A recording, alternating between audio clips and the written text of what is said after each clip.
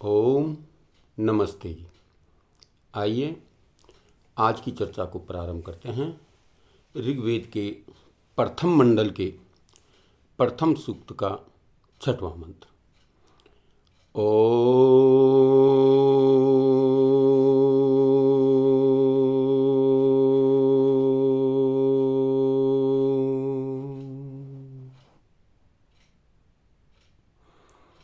यदंगदासुषे त्वमग्ने भद्रं करिष्यसि तत्तवेत्तत् सत्यमंगिरः। अंग अंगे। हे सबके प्रिय मित्र अग्ने, यत दासु से जिस हेतु से उत्तम उत्तम पदार्थों के दाता पुरुष के लिए भद्रम करिष्यसि आप कल्याण करते हैं। अंगिरा, हे अंतरामी रूप से अंगों की रक्षा करने वाले परमात्मन, तब इव यह आपका ही तत् सत्यम सत्य व्रतशील स्वभाव है। तो बड़ी ही सुंदर चर्चा इस मंत्र में की गई है और प्रार्थना की गई है। हे सबकी रक्षा करने वाले, सबकी रक्षा करने वाले, सबके सच्चे प्यारे मित्र परमात्मा, जो सबकी रक्षा करने वाला है, सबका सच्चा मित्र है, वो परमपिता परमात्मा ही है।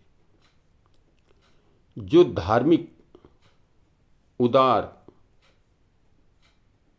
पुरुष अन्न वस्त्र भूमि स्वर्ण रजत आदि उत्तम पदार्थों के जो धार्मिक उदार पुरुष हैं और वे अन्न वस्त्र भूमि स्वर्ण रजत आदि उत्तम पदार्थों के सच्चे पात्र विद्वान महापुरुषों को प्रेम से दान करते हैं, उन धर्मात्माओं की आप सदा रक्षा करते हो।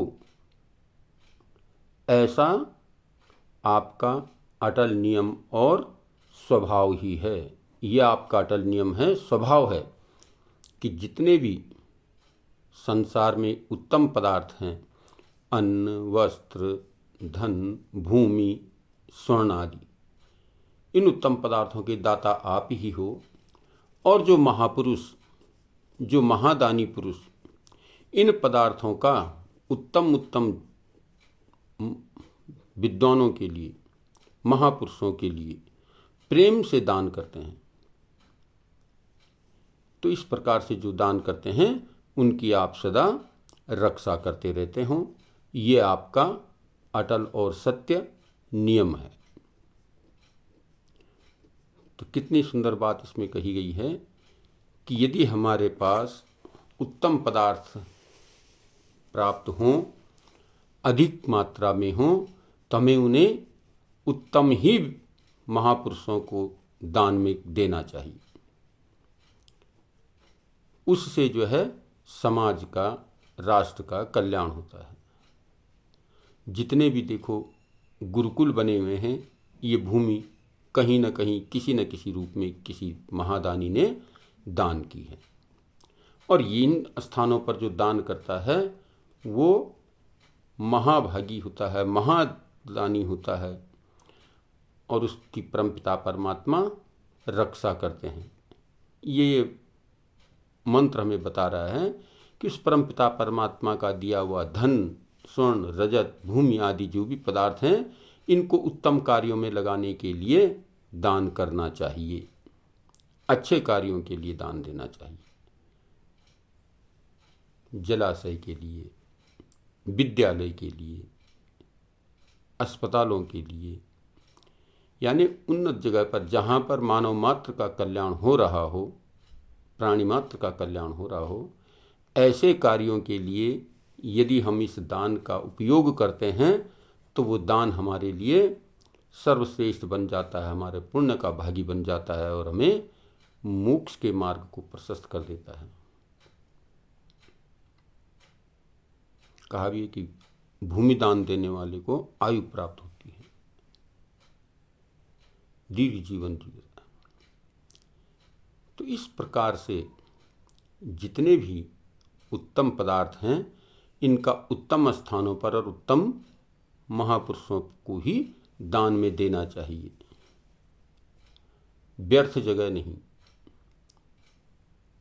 तो इस प्रकार से इस मंत्र में चर्चा की गई है कि हमें अच्छी जगह दान देना चाहिए। हमारे अच्छी जगह दान देने से अच्छे कार्यों में वो धन लगता है और हमें उसका पूर्ण रूप से पुण्य प्राप्त होता है। तो पुण्य कमाने का एक सर्वश्रेष्ठ साधन है कि हमें दान करना चाहिए। जितना भी हम दान कर सकें, जितनी हमारे अंदर सामर्थ्य हो, सामर्थ्य के अनुसार जो भी हम दान करते हैं वही हमारा पुण्य का भागी बनता है। वो हमारे अगले जन्म के लिए बैंक बैलेंस बन जाता है।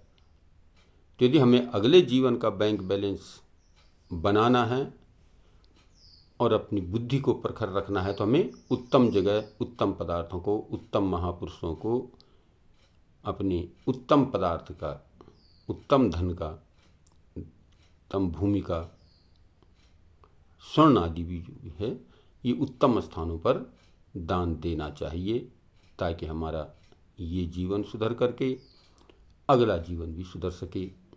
हम जो है इहलोक और परलोक में परमार्थ के भागी बनकर, पुण्य के भागी बनकर के अपने जीवन को सफल और श्रेष्ठ कर सकें।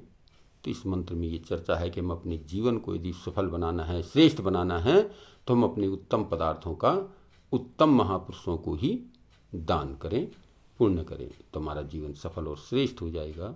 आइए आज की चर्चा को यहीं पर विराम करते हैं। ओम शांति।